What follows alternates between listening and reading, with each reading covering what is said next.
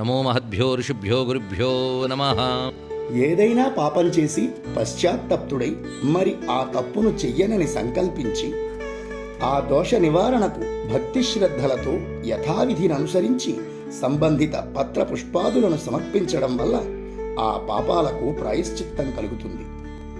అంతేకాక గత జన్మలలో ఎన్ని పాపాలను ఆచరించామో తెలియదు కాబట్టి వివిధ పుష్పాల పూజ వల్ల ఆ పాపాలను తొలగించుకోవచ్చును.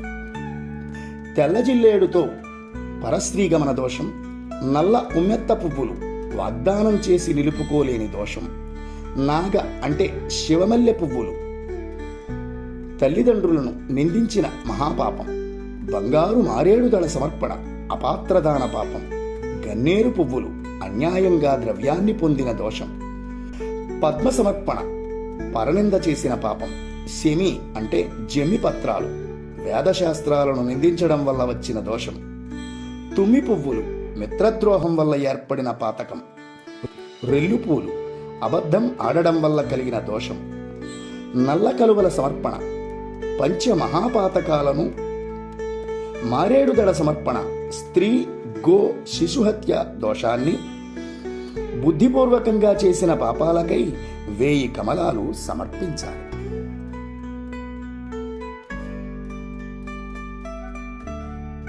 సర్వం శ్రీకృష్ణ చరణారవిందార్పణమస్తు. స్వస్తి.